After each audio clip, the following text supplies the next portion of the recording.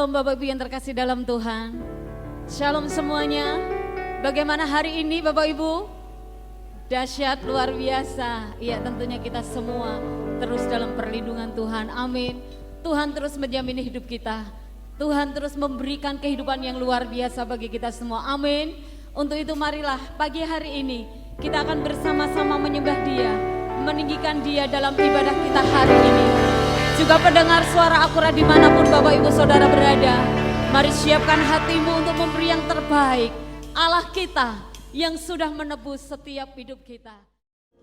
Syukur Tuhan, syukur Yesus, puji syukur kami naikkan kepadamu, puji syukur kami naikkan kepadamu.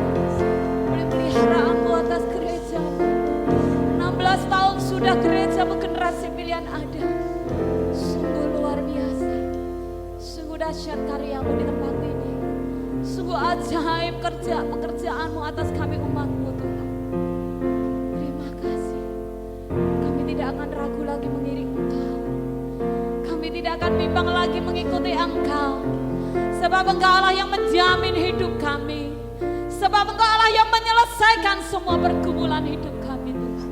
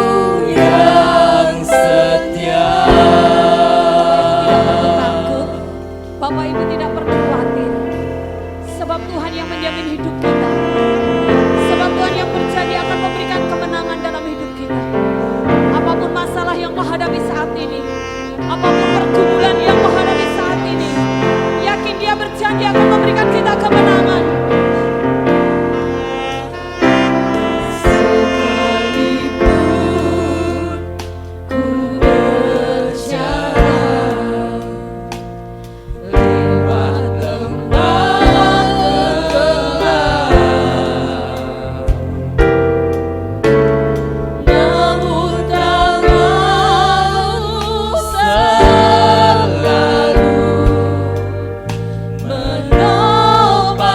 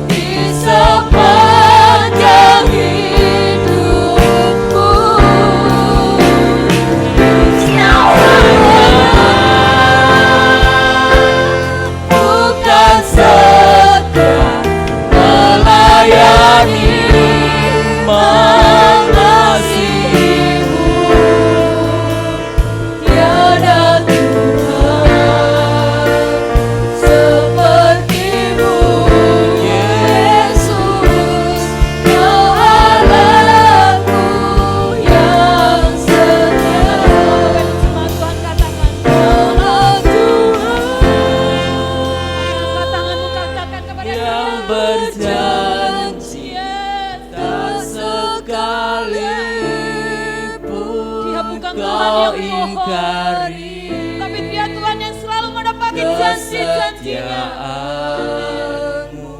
Sungguh terbukti di sepanjang hidupku, untuk selamanya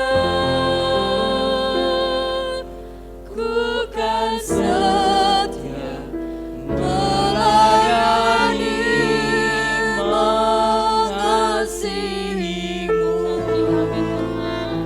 Tiada Tuhan, Tidak ada Tuhan yang seperti-Mu, Yesus. Kau Allahku yang setia. Kaulah Tuhan yang berjanji tak sekalipun Kau ingkari kesetiaan. Sungguh terbukti di sepanjang hidupku,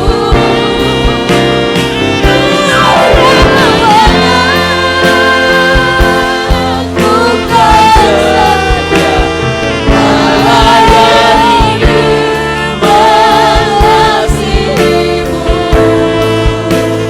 Tiada Tuhan seperti-Mu, Yesus.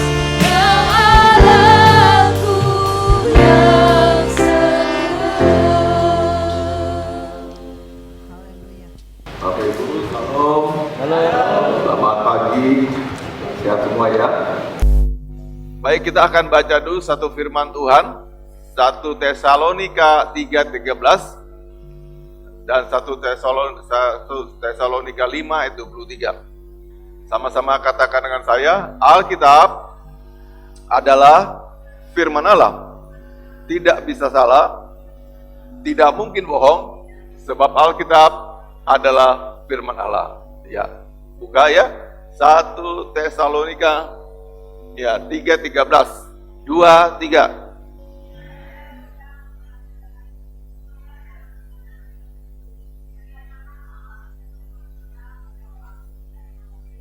Ya, saya ulangi. Kiranya dia itu siapa? Yesus. Kiranya dia menguatkan hatimu supaya tak bercacat dan kudus. Artinya, kalau firman ngomong begini, Tuhan tuh punya ekspektasi, punya harapan. Ya, kelak besok itu, kalau dia datang, kita dijumpai Tuhan tidak dalam keadaan yang cacat. Tapi tadi katakan, ya, tak bercacat dan kudus di hadapan. Itu harapan Tuhan. Ya, buka lagi 1 Tesalonika 5 ayat yang ke-23. Baru saya jelaskan nanti ya. 1 Tesalonika 5 ayat 23. Udah? Ya, 2, 3. Semoga Allah damai sejahtera menguduskan kamu seluruhnya, dan semoga roh, jiwa, dan tubuhmu terpelihara sempurna dengan tak bercacat pada kedatangan Yesus Kristus lagi-lagi. Dan ayat kayak gini Bapak Ibu banyak ya, terutama dalam surat-surat Rasul Paulus ya, tak bercacat, tak berkerut, tak bercacat, tak berkerut, supaya kamu kudus di hadapannya pada waktu dia datang. Nah, ini saatnya kita serius dengan iman kita. Katakan amin. Saya mendahului keterangan saya nantinya, tapi di depan saya ngomong dulu. Begitu kita dijumpai Tuhan dalam keadaan cacat, dan kita istilahnya jadi mubasir dan sia-sia semua pengiring kita akan Tuhan. 0. Artinya begitu Tuhan dapati kita, dia datang nih saat itu, dia kayak orang-orang cacat imannya, ya, tak sempurna imannya, tidak masuk kategori mutu, standar mutu yang Tuhan buat. Bisa Tuhan bikin standar mutu iman tuh 100, kita 99, ya nggak masuk. gugur, lewat gitu aja. Sementara Anda berkata, Tuhan saya sudah melayani loh. Aku 23 tahun, 30 tahun ngiring Tuhan. Bahkan dari sejak bayi saya orang Kristen. Itu nggak ukuran, bukan lamanya. Tapi akhirnya, endingnya itu kamu cacat atau kamu berkudus, oke punya nggak? Atau kamu memang dia rusak karakternya dan sebagainya. Nah, saya ulangi lagi ya supaya kita ngerti ya. Bapak udah pernah jelaskan ya. Kembali pada Efesus 1. Buka lagi satu ayat. Efesus 1 ayat 4. Nanti saya jelaskan lagi. Efesus 1 ayat 4. Nah, ini seringkali dipakai orang-orang evangelical ya, tentang pilihan. 2, 3. Sebab di dalam Dia Allah telah memilih kita sebelum dunia dijadikan. Keren nggak? Keren. Sebelum dunia dijadikan. Supaya kita. Jadi waktu Dia menjadikan kita nih pilihannya, harapannya satu. Pada waktu Dia temui nanti Dia datang, kita tak bercacat di hadapan. Goalnya Tuhan begitu. Jadi bukan seberapa hebat kita jadi orang Kristen, mujizat apa pernah terjadi, nyumbang apa, dan sebagainya, nama besar, dermawan, bukan itu. Oke nggak di endingnya? Atau kamu cacat? Itu aja.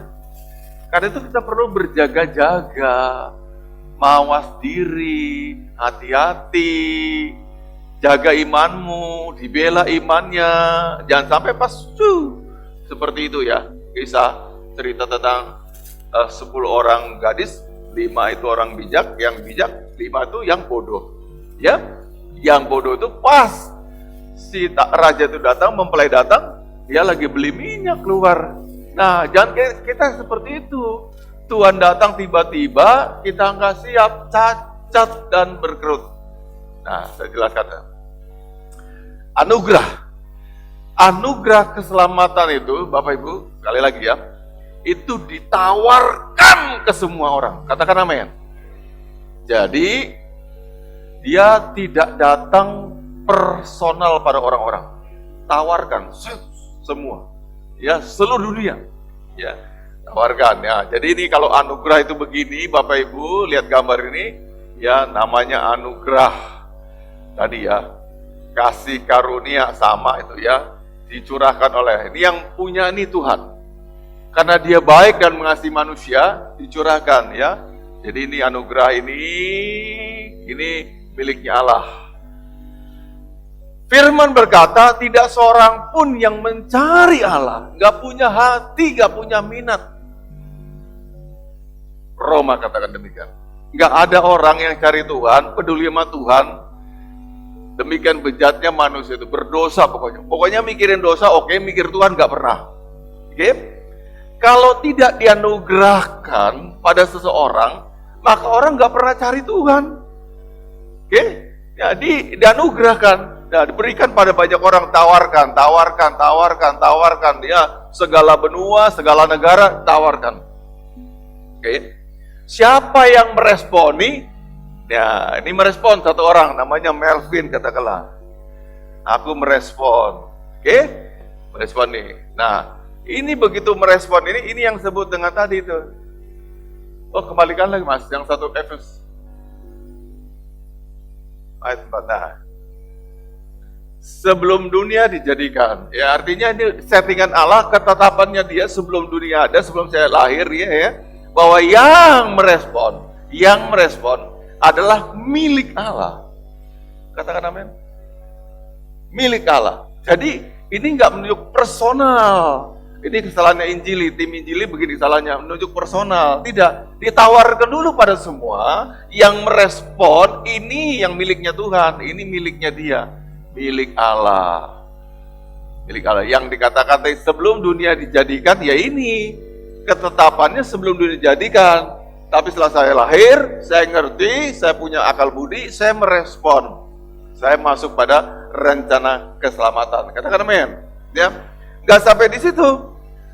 Kemudian karena anugerah ini bekerja, saya merespon dua-duanya. Saya datang pada Tuhan. Menyambut kasih-Nya. Kasih-Nya bekerja dalam diri saya. Aktif. Katakan aktif. Aktif. Nah, kasih yang aktif dan respon saya itu menghasilkan iman. Jadi percaya tuh nggak bisa dibuat-buat. Makanya percuma sebetulnya, maaf. Ngajak orang ke gereja, dia nggak punya respon sama sekali. Cuman daging, hadir daging. Nah, ini firman Tuhan yang penting sekali Bapak Ibu ya. Untuk Anda jangan salah loh. Kalau memang enggak ditetapkan Tuhan, ya enggak. Enggak pernah respon. Disuruh-suruh, ayo gereja mas. Gue udah kapok ngomong gitu. Berkali-kali bui ngomongin orang gak respon juga. Ya aku tahu itu, karena memang mereka tidak yang ini. Bukan miliknya. Yang milik siapa? Yang ngerespon. Dia tumbuh iman. Lalu ada iman. Nah ini. Jadi iman gak bisa dibuat-buat. Iman tidak tumbuh karena kita ke gereja. Karena kita anggota jemaat, enggak ada. Tapi sebagai hasil respon atas anugerah. Dicurahkan, aku berespon, tumbuh iman.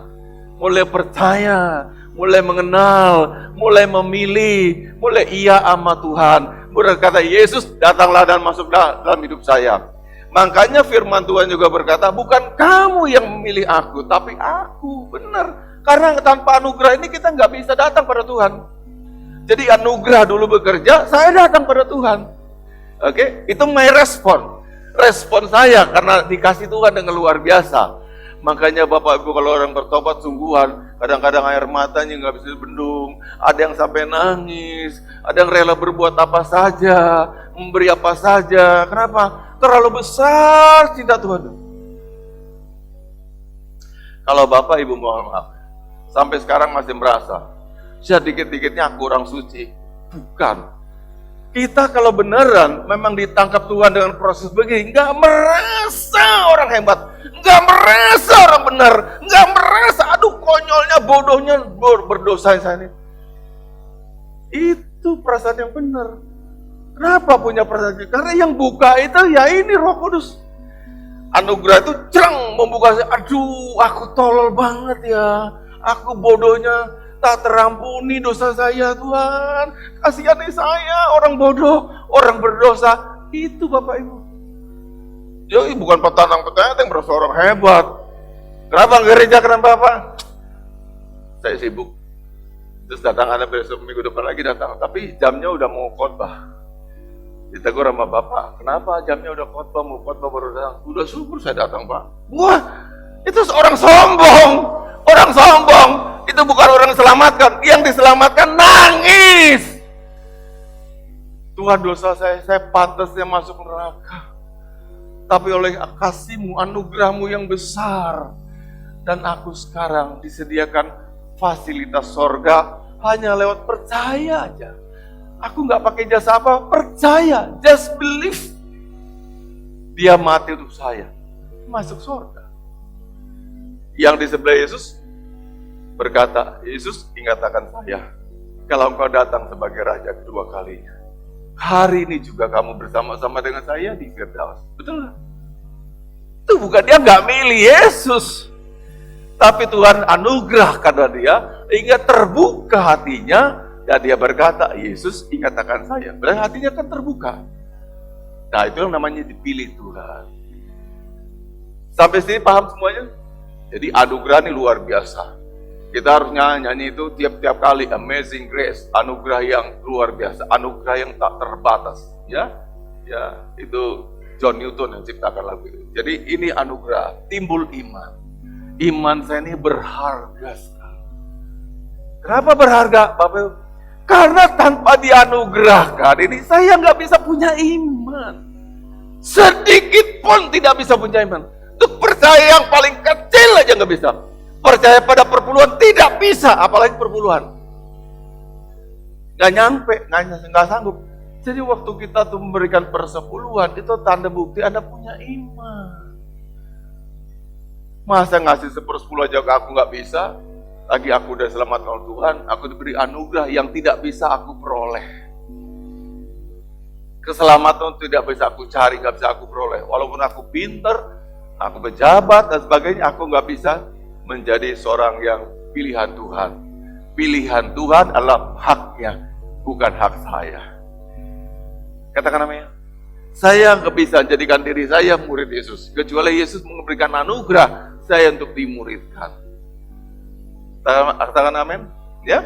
Ini udah jadi iman, oke? Start pertama kali mulai terima Yesus.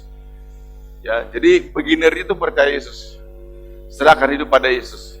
Tuhan, ku serahkan hidupku. Hari ini seterusnya aku mau berjalan bersama dengan kau beriringan. Seterusnya, oke? Ada jalan sama Yesus beriringan. Gini nih. Di sini Anda boleh lihat ya sekali-sekali ke belakang, boleh. Ih, aku sekarang udah jadi singer ya. Aku bersyukur aku jadi dancer ya. Boleh lihat ke belakang, boleh. Tapi jangan minta ke belakang lagi. Jangan hidup belakang lagi. Terus naik, terus sama Tuhan. Ya, jalan sama Tuhan terus, begitu ya. Ini namanya dikatakan ketekunan.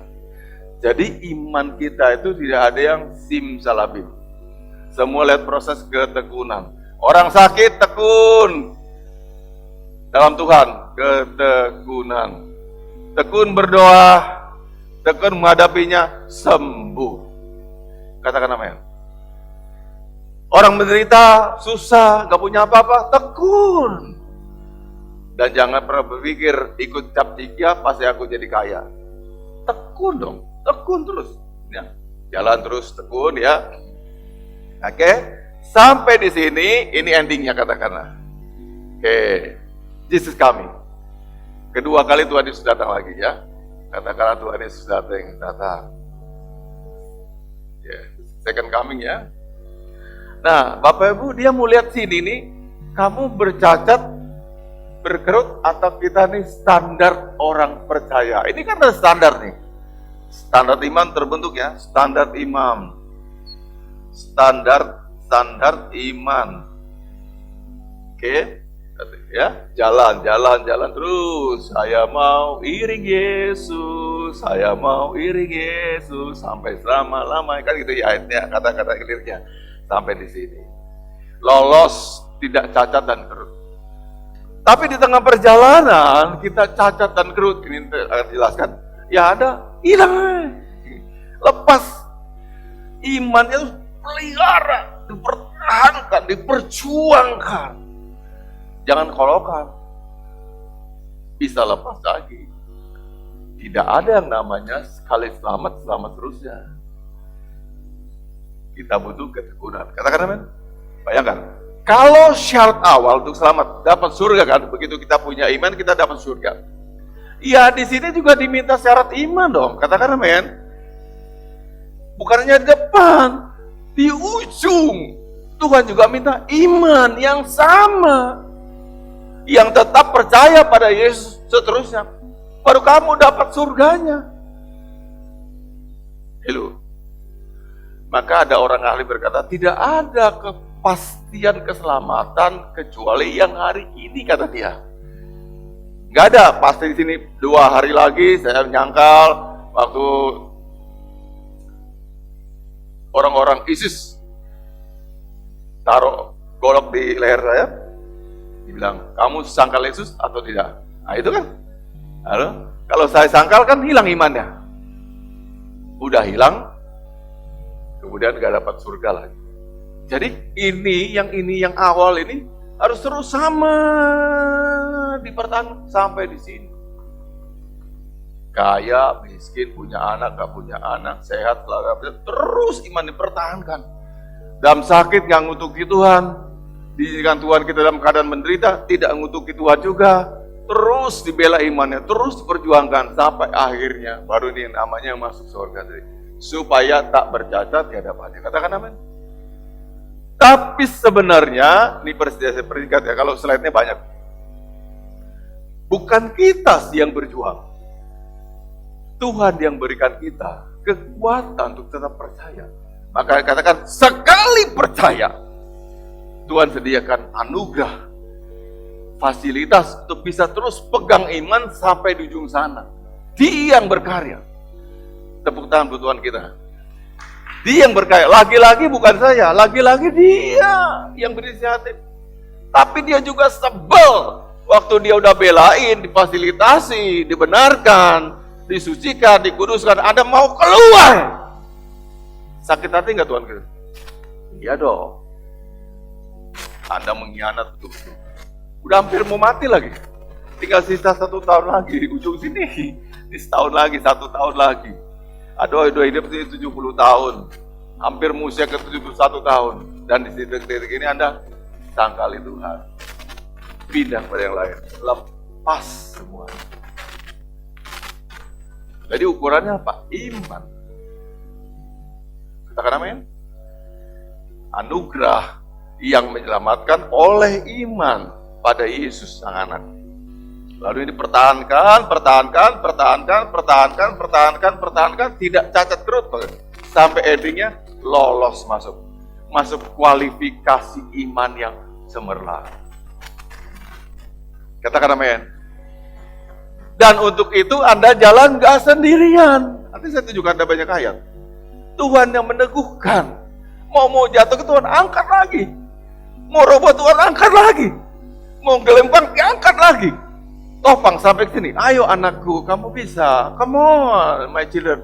Kamu anak saya. Kamu saya kasih kekuatan, saya kasih energi, saya kasih tenaga, saya kasih apapun juga supaya nyampe ke sini. Jadi dia peduli supaya kita masuk surga. Bayangkan gimana sakit hatinya kalau Tuhan yang peduli, kita mau keluar malah. Lepaskan Bapak tanganku, jangan dipegang lagi, aku mau jalan sendiri. Ya kata Tuhan, sendiri silakan. Itu banyak kayak gitu teman-teman. Ini Bapak bukakan semuanya supaya Anda ngerti. Jadi orang pernah ke gereja, nggak ke gereja lagi, itu mau jalan sendiri. Dipikir bisa? Enggak bisa. Udah dikatakan, tanpa anugerah ini, orang nggak bisa jalan sendiri. Nyari Tuhan nggak akan ada. Nggak akan ada keselamatan tanpa anugerah. Sekali ingat lagi, tidak akan ada keselamatan without grace. Harus dengan grace ini diresponi baru kita selamat, punya iman, jalan terus sama Tuhan terus, dan Dia teguhkan kita sampai pada kesudahannya. Sampai pada batas akhirnya Tuhan dampingi kita terus. Susah, Dia ada. Engkau sakit, Dia ada. Menopang, miskin, Dia ada. Ada ISIS, Dia juga ada. Dia tidak pernah tinggalkan kita. Dia tahu apa perasaan kita. Dia ngerti betul situasi kita. Nah, setan gak bisa ngambil kita sebetulnya. Lihat ya, setan gak bisa ngambil kita dari salib ini. Anda gak bisa dirampok sama setan. Dia tahu tuh. Dia cuma bisa memagut kita. Pas 10 ayat 8. Kita baca. Hanya bisa memagut kita. Dengan pakai apa? Pakai situasi yang disodorkan supaya kita percaya kalau ini memang kesulitan itu benar-benar luar biasa, nggak tertangani lagi. Tuhan nggak sanggup lagi ngurusin saya. Aku putus asa, lebih baik aku tinggalkan Tuhan. Nah, tepuk tangan setannya. Kita lepaskan tangan dari Tuhan. Dia cuma bisa itu, nggak bisa makan kita lagi. Ada miliknya Tuhan. Bisa? Setan rebut kita? Nggak bisa. Coba lihat Yohanes 10 ayat 28-29. Tolong dibuka. Nggak bisa Tuhan rampas kita, iblis nggak bisa rampas kita. Nggak bisa. Kecuali kita percaya pada hal yang ditawarkan di luar Tuhan. 28 dulu. Kita baca sama-sama ya. 2-3. Dan aku memberikan hidup yang kekal kepada mereka, dan mereka pasti tidak akan binasa sampai selama-lamanya. Katakan amin. Janji Tuhan ya. Aku ini sampai Yesus. Yesus memberikan hidup kekal kepada kita yang percaya dan tidak binasa sampai selama-lamanya. Dapat hidup kekal ya.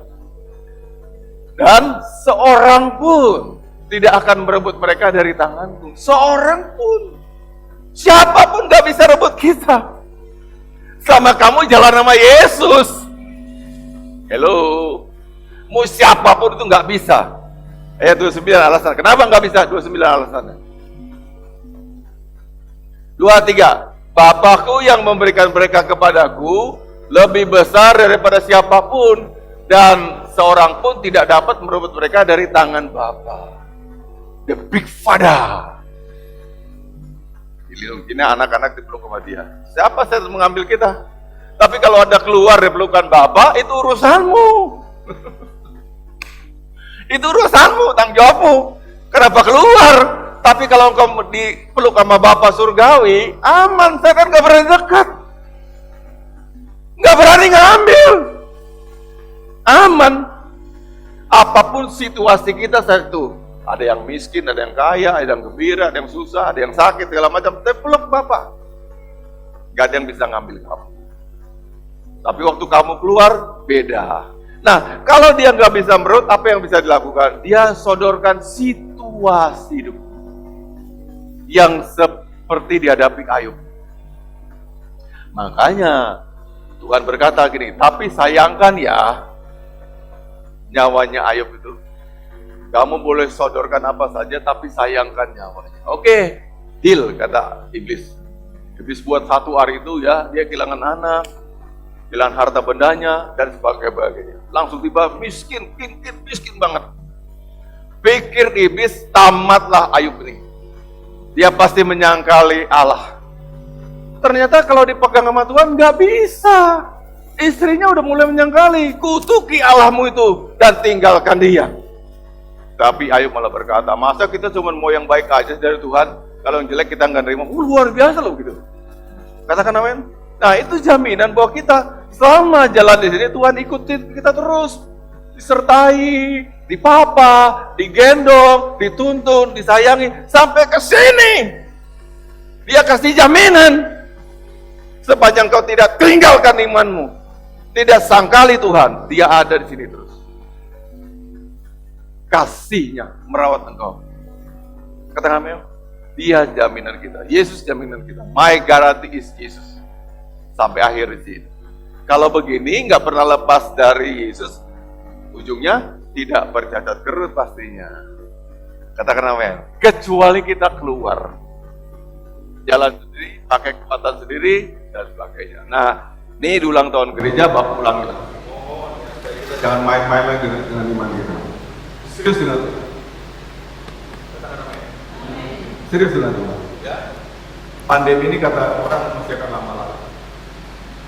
Sekarang Indonesia itu udah cash flow-nya tuh minus 7% kata saya. 7%. Ya. Jadi kalau misalnya juga ini dipulihkan, katanya sampai akhir tutup anggaran itu cuma nambah sekitar bisa pulih 2%. Jadi 5%.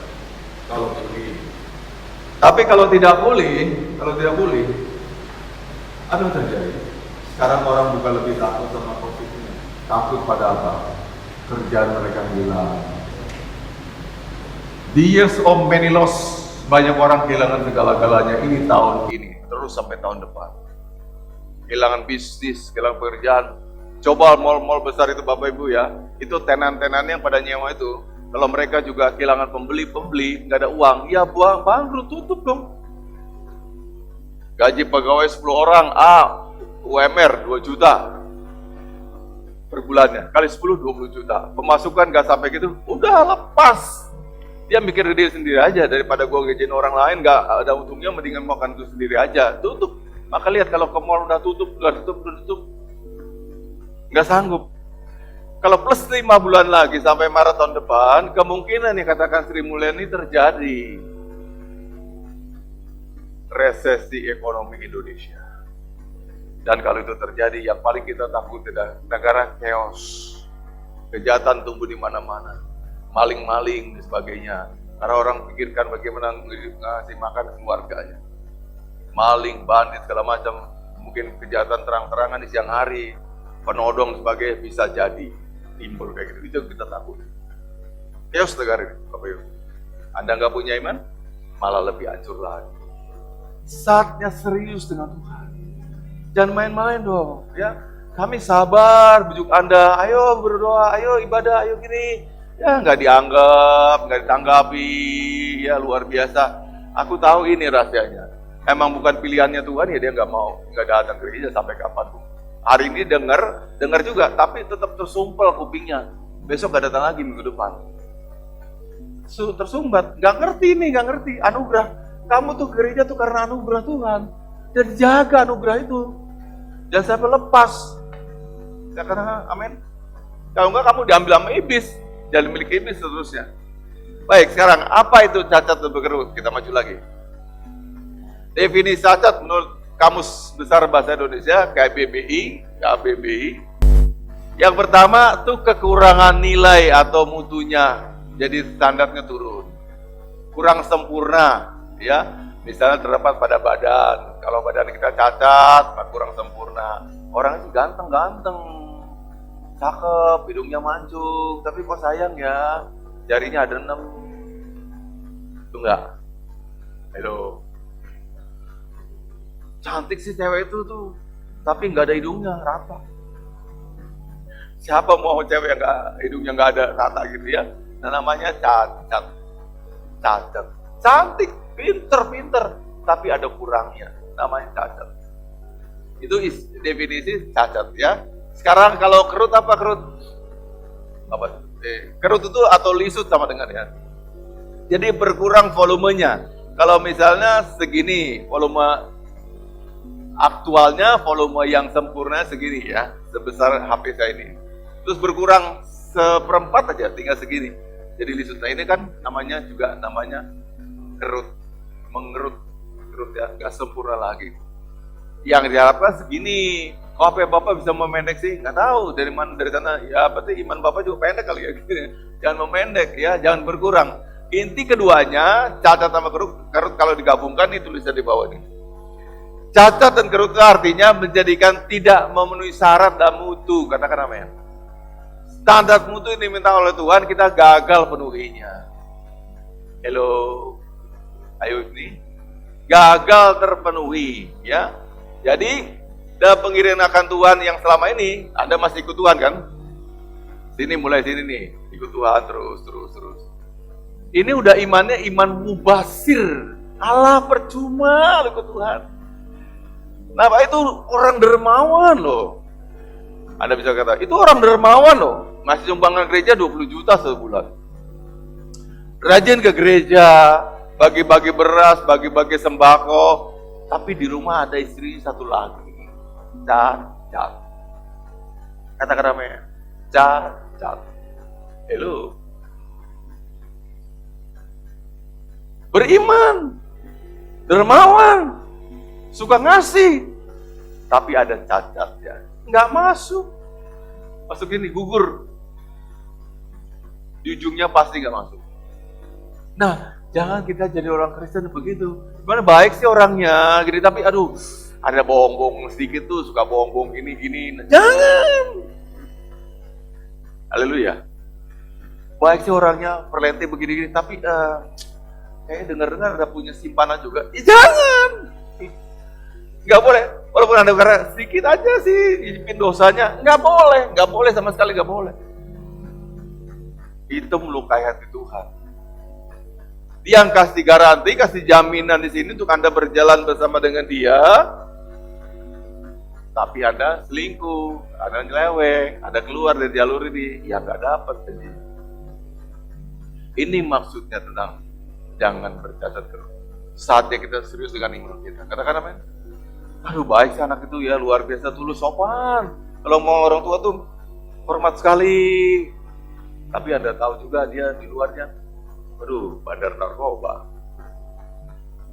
Itu kan tetap bisa orang halus budi pekerti kayak orang baik itu ya. Artinya bukan berarti kalau jadi bandar narkoba jadi orang jahat. Bisa baik juga.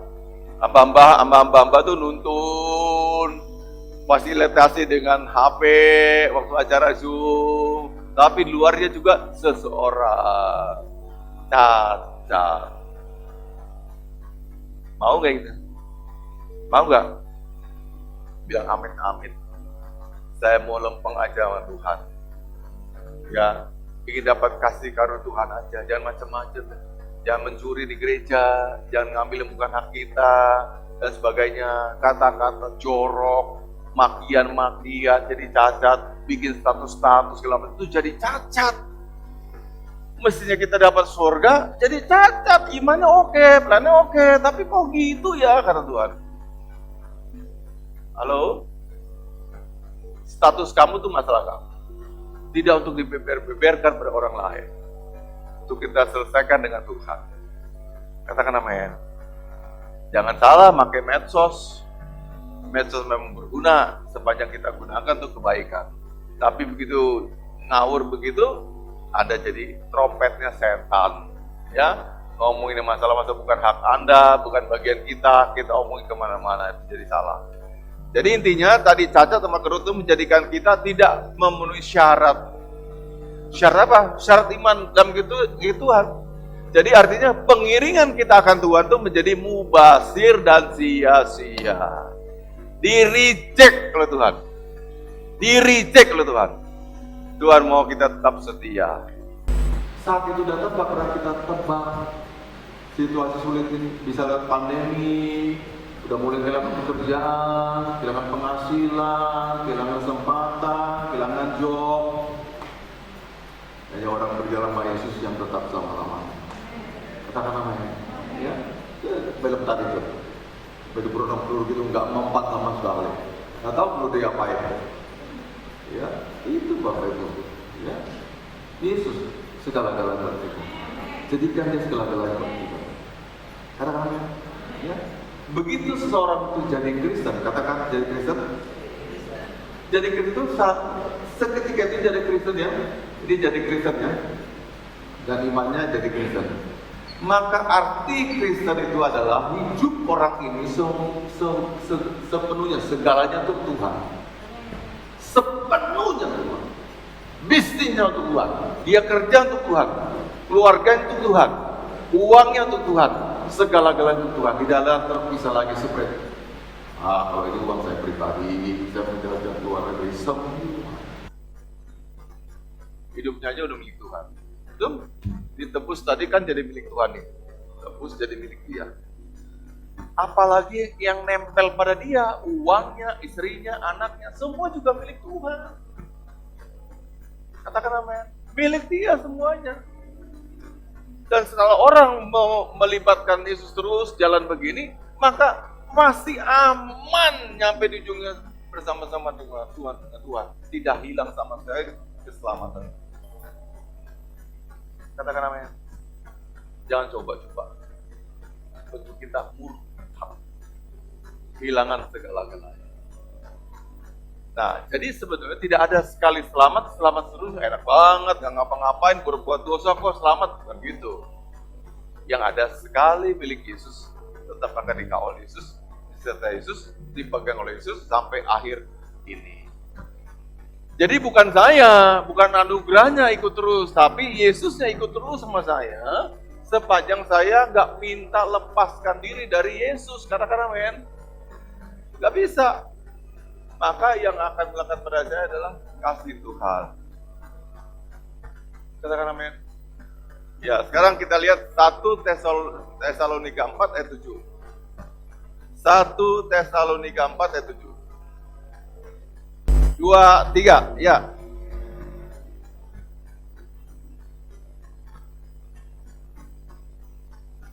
Tuhan tuh memanggil kita bukan untuk perbuatan kecemaran, katakan amin. Dipanggil untuk melakukan kekudusan. Yuk, saudara bayar. Kalau jalan bersama-sama ya, Tuhan dengan saya begini bergandengan tangan berdua. Sini nih. Ini dia memberikan fasilitas, dirinya gandeng saya supaya saya bisa berbuat kekudusan. Oke. Bayangkan kalau jalan sama Tuhan, ada berbuat kecemaran, ya Tuhan sakit hati dong. Difasilitasi, diteguhkan, dikuatkan, digendong, dibela, ada terus condong pada dunia. Makanya dia nggak setuju kalau kita cacat dan berkeruh. Udah dengar firman Tuhan, tapi masih neko-neko, masih main-main lagi, nggak bisa. Kok gitu sih Pak? Iya. Arti itu memang orang belum diselamatkan, dia hanya mau beragama juga. Tapi kalau orang betul-betul memberi respon ada pada anugerah, dia akan jalan bersama dengan Tuhan. Dan sampai akhirnya dia akan selamat di sini. Tak bercacat dan tak berdosa. Katakanlah. Ya, jadi Tuhan panggil kita untuk melakukan kekudusan dan bukan perbuatan-perbuatan cemar. Dengan kata lain, adalah sia-sia iman dan ibadah saya kalau saya hidup kompromi dengan dosa. Saya kompromi sama dosa. Dan saya tetap hidup menuruti daging saya. Hawa nafsu daging tak ikuti terus. Sia-sia ibadah dan iman saya. Katakan amin. Lalu Tuhan maunya gimana? Terpisah. Pisahkan diri. Benar? Pisahkan diri. Kamu jangan ikut lagi orang-orang ini. Makanya kita dalam pergaulan juga pisahkan diri kita. Siapa teman kita? Siapa sahabat kita? Sahabat yang ngajakin kita untuk jadi homo, sahabat yang ngajakin kita jadi lesbi, ya jangan main sama dia dong. Ada kan gak bisa bilang gini ya Yesus ketika dihakimi. Kenapa kamu jadi lesbi? Itu gara-gara itu loh. Tante itu ngajak-ngajak saya untuk jadi lesbi. Gak bisa nyalakan orang lain. Dosa kita, tanggung jawab personal kita. Karena itu tadi diberikan juga secara personal. Katakan amin. Lihat. Ditawarkan secara umum, tapi direspon secara personal. Jadi keselamatan personal. Halo, tidak komunal. Aku respon secara personal, Allah respon saya juga secara personal. Kamu ya diselamatkan, kamu jadi milik saya kata Tuhan. Okay? Jadi milik Tuhan. Jadi enggak kolektif selamat atau orang selamat semuanya, enggak personal, pribadi-pribadi. Nah, berikutnya lagi sekarang. Kita lihat sekarang ayat yang ke Kolose 1 ayat yang ke-22. Dan habis ini selesai, Bapak kasih nasihat aja. Tapi banyak Bapak Ibu coba lihat ya, kalau diketik di Alkitabmu, diketik cacat dan berkerut, banyak sekali keluar ayatnya. Banyak sekali ya. Dan itu surat-surat Roma, surat-surat Paulus semuanya. Ya, cacat berkerut. Jadi artinya begini, Bapak Ibu, adalah mungkin seseorang itu diselamatkan dan dia terima Yesus, tapi juga mungkin jadi berubah. Halo, kenapa? Karena kita diberi Tuhan kehendak bebas, free will. Oke? Itu free will-nya nggak dimatikan. Waktu Anda pilih Yesus, Anda diselamatkan, Anda punya kehendak bebas yang tidak dimatikan oleh Tuhan. Jadi kayak robot, ikut Tuhan, iya ikut Tuhan itu. Ada manusia yang bisa berdosa. Nah, makanya ada nasihat jagalah karena Tuhan tahu kita bisa jatuh. Bisa terjerembab. Karena itu hati-hati sekali. Masih panjang jalan hidup kita ya, masih panjang.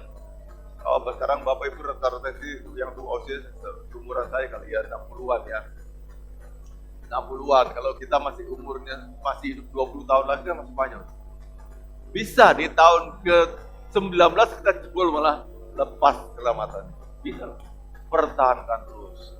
Susah, kaya, miskin, terus ikuti iring Yesus sampai masuk sampai dia bangkit. Katakan namanya. Itu yang katakan Tuhan. Sabarlah kau hai anakku. Masuklah dalam pesta perjamuan kawin anak domba. Ketika Tuhan lihat kita apa? Sukses diri Tuhan. Ya. Kolose 1 ayat yang ke-22, kita akan baca sama-sama. Kolose 1 ayat yang ke-21, 22 dan 23 ya, kita lengkap baca. 21, 22, 23. Ini udah ada sini, udah saya. Juga kamu yang dahulu hidup jauh dari Allah dan yang musuhinya dalam hati dan pikiran seperti yang nyata dari perbuatanmu yang jahat. Betul nggak kita musuh Tuhan dulu? Betul nggak? Dulunya kita tuh musuh Tuhan. Kalau sekarang ada yang masih musuh Tuhan, kebang. Udah dikasih anugerah tadi itu, Anda masih musuhan sama Tuhan, itu kebangan. Jadi kita dulunya musuhan sama Tuhan, terpisah dari Dia. Kerjanya ngelawan sama Tuhan terus, dan udah diperdamaikan, udah dikasih hadiah, dikasih anugerah, terus masih lawan Tuhan lagi. Itu namanya orang kebangatan. Ya, sudah dosanya bertumpuk-tumpuk kayak gitu. Ayat 22, 23. Sekarang diperdamaikannya di dalam tubuh jasmani Kristus oleh kematiannya untuk menempatkan kamu kudus dan tak bercela dan tak bercacat di hadapannya. Lihat ini Bapak. Tubuh jasmani. Jadi kita pandang tubuh jasmani Yesus. Siapa? Yesus yang datang dari sorga itu. Tubuh jasmanianya. Waktu dia di sini tergantung, saya memandang ini, saya ini dipertemukan. Yang dulu saya terpisah, digandeng lagi, dirangkul lagi, Kenapa? Karena ini Yesus yang tergantung di sini. Jadi kalau Yesus tidak mati di kayu salib, nggak ada tuh anugerah. Halo. Manifestasi anugerah Tuhan itu ini. Wujudnya anugerah itu ini. Kata Tuhan kasih anugerah. Mana anugerahnya? Ini anugerah. Dia mati untuk kita. Inilah anugerah. Nah, waktu kita memandang dia dengan iman, maka selesai permusuhan. Kita berdamai kembali dengan Tuhan.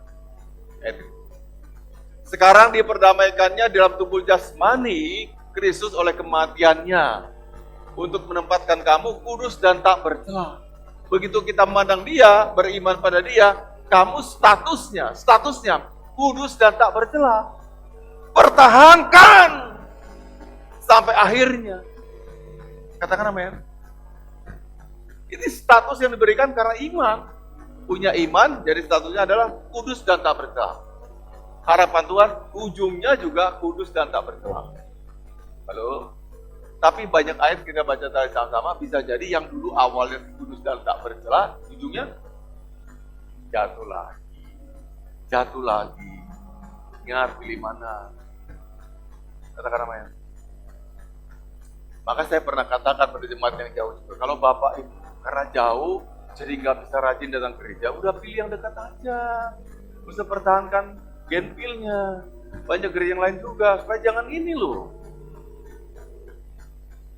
Jadi kayak gini, kalau memang pertahankan genpilnya, usahakan datang. Gimana caranya? Jalan kaki.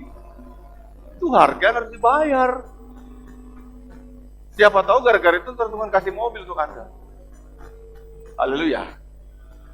Ada harga yang dibayar.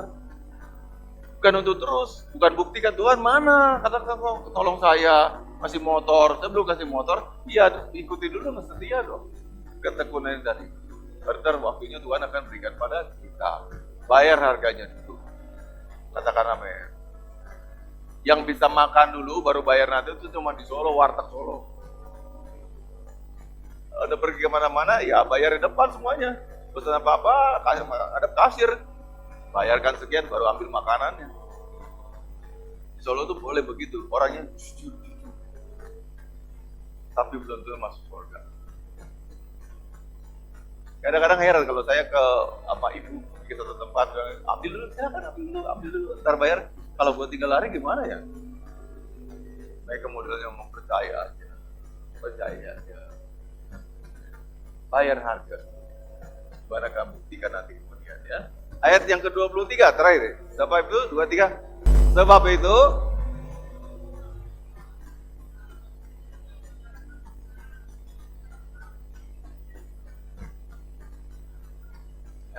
itu tetap bertekun sampai ending cerita.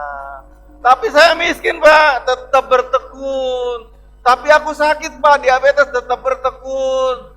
Tapi aku kena ginjalnya Pak, tetap bertekun. Hello. Ketekunan. Mana ketekunan kita? Diri Tuhan. Banyak alasan, pabrik alasan. Kok gereja gini-gini, selalu pakai alasan. Intinya Anda nggak tekun diri Tuhan. Mau berubah nggak? Ulang tahun gereja yang ke-16. Masa gini-gini terus? Lampu listrik ada oglangannya. Iman saya nggak boleh oglangan. Stay bright. Nyala terus. Walaupun tidak apapun masalah apapun terus. Itu dapat upah kalau begitu. Tuh. Kalau yang kayak sinyal tree, yang kadang nyala, kadang enggak, itu mah enggak masuk surga. Halo. Sampai ada anak-anak kita yang sedang pamer satu merek yang sinyal kuat, katanya mereknya T. Pakai ini dong. Sini jangan tempatnya untuk pameran. Provider. Pakai sinyal Tuhan aja. Katakan amin. Ya. Jadi nggak ada cara lain kecuali aku bertekun, susah, payah, menderita, sakit, miskin, tuh tekun. Ujungnya nantikan hadiah dari Tuhan. Apa bentuknya aku juga nggak tahu. Tapi Tuhan punya solusi. Katakan amin. Ya iman begitu namanya iman. Say amen. Halo. Halo? Pada kemana orangnya? Tidak ada ya? Coba Bapak Ibu, firman Tuhan katakan, Tuhan bisa kembalikan pada kita tahun-tahun di mana kita kehilangan. Oke? Seseorang misalnya ya, katakanlah Mas Adit nih, Adit jadi contoh, gak marah Adit ya. Adit nih pahlawan, keluarganya gak sini lagi, tetap di sini, ya, dan tinggal di gereja, Adit tak open. Adit ya, lah Adit misal karena masalah keluarga jadi gak kuliah misalnya, terus temennya tetap kuliah lah, dia kerja, nyambut gawe, ya jadi umur rosok-rosok gitu. Temannya kuliah lagi dia S2. Udah jauh banget, jauh beda ya. Andai kata Adit tetap kuliah, tetap dia sekolah, mungkin kedudukannya hampir sama. Ini yang disebut dengan tahun-tahun kehilangan. Hello. Make sense? Boleh paham? Aku tertinggal jauh dari orang-orang yang terus bersekolah, mujur hidupnya, beruntung aku tertinggal jauh. Tapi janji Allah, Dia akan kembalikan kamu sama, bahkan lebih dari orang itu. Naik ke atas. Lebih unggul dari yang lain. Itu Tuhan yang bisa buat begitu, nggak ada yang lain. Only Jesus can do. Nggak ada yang lain. Itulah iman. Entah gimana, cara Tuhan gimana, Aditnya tidak sekolah. Dapat kesempatan bekerja, kecil-kecilan, mocok-mocok, menikah, sayang sama atasan, menikah. Udah dipakai sekolah malam, kuliah malam, sarjana. Besoknya ketemu lagi orang temannya S2 tadi ya, dia tuh jadi sales manager kan. Ada di pasar yang atasannya, kamu jadi direkturnya. 3 siapa? 3 aja kan? Dit, kamu jadi apa ya? Ya, aku masih kecil-kecilan direktur. Wah, luar biasa.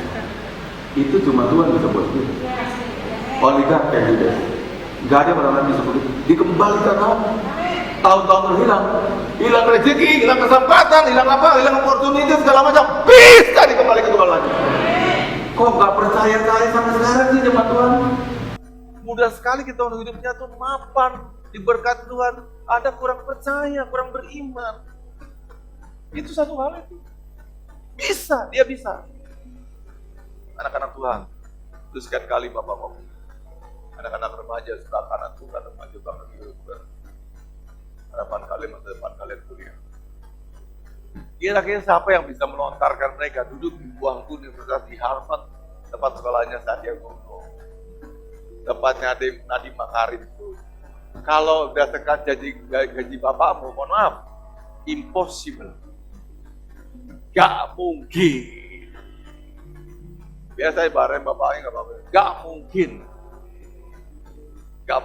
Karena paling tidak at least kamu tuh dikirim uang 100 juta setiap bulan.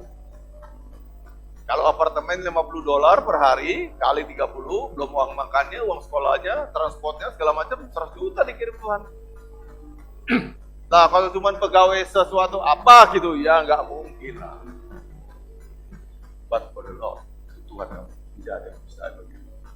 Allah punya cara, lemparkan anak-anaknya untuk duduk di bangku kuliah di Harvard. Dia bisa. Kapan percaya dulu sama Tuhan? Sungguh-sungguh sama Tuhan. Bukan mengandalkan kekuatanmu lagi, strategimu, usahamu, tapi mengandalkan bagi dia bisa. Dia dalam mustahil. Datang pada Tuhan. Jadi mikirkan nanti gimana jalan hidup kita tuh nomor kesekian. Perlu kita selaras dengan Tuhan dulu kayak gini nih. Jalan bersama dengan Tuhan terus. Waktunya Tuhan akan beri kamu hadiah. Itu cara dia. Dia yang bisa mikir begitu, aku gak bisa mikir. Katakan amin. Bapak dulu di Pertamina udah jadi assistant manager. Gaji saya enak juga. Mobil perusahaan dikasih. Mobil pribadi punya. Saya cuma bawa baju aja. Semua di rumah dinas tersedia semuanya. Rumah dijagain masih security semuanya. Aku nikmati semua fasilitas. Waktu turun untuk keluar pertama, tinggalnya kamarnya Mama Damai ukuran 3x4, nggak punya apa-apa. Tempat pakaian kami itu kotak dus gudang garam. Kalau di bawah itu bau kardus. diaduk-aduk dulu, diambil, baru setrika, baru kita pakai. Waktu di asrama itu.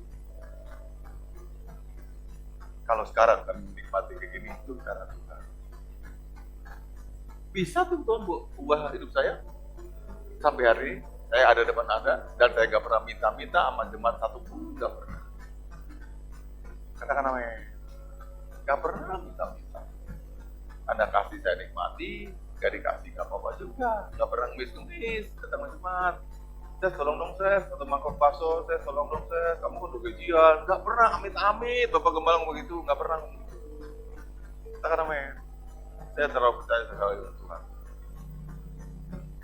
Gitu. Kalau dia bisa menganugerahkan saya keselamatan ini kan anugerah nih. Jadi Kristen ada anugerah. Masa untuk hidup saya dia gagal? Gak mungkin. Ada lebih besar mengorbankan anak untuk saya daripada segera ngasih saya uang tiap bulan 5 juta itu gampang. Hello. Udah dengar waktu khotbah saya tentang God's favor? 2 minggu lalu ya? Coba waktu Ishak menabur di tanah yang kering, Kejadian 26 ayat 12. Dan menaburlah Ishak di tanah yang kering. Dan firman Tuhan kata, dalam tahun itu juga dia mendapat hasil 100 kali lipat. Dalam favor dari Tuhan. Lucky and favor itu different, beda loh. Kalau lucky itu keberuntungan yang menyasar kemana-mana aja. Aku lagi beruntung nih dapat lotre, itu beruntung. Kalau favor itu settingan Allah. Di saat kamu dapat terus. Bedanya. Keberuntungan atau lucky itu ada apa namanya?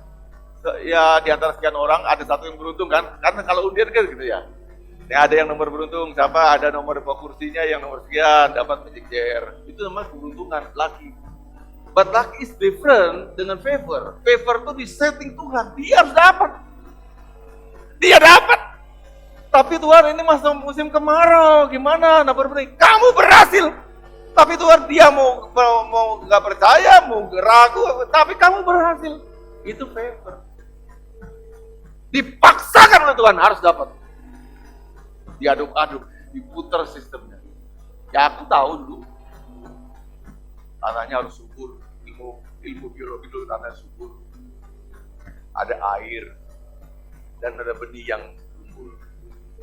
Dua mungkin ada, benihnya unggul, tapi nggak ada air dan tanahnya nggak subur.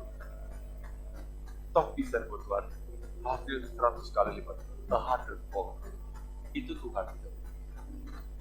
Kapan kita bisa percaya kayak gitu iman? Ada gagal terus, tapi tahu tentang Tuhan. Tetapi gagal dalam percaya dia bahwa dia Allah segala-galanya. Saatnya untuk kita kembali percaya Tuhan yang serius dengan Tuhan. Dia bisa. Katakan namanya.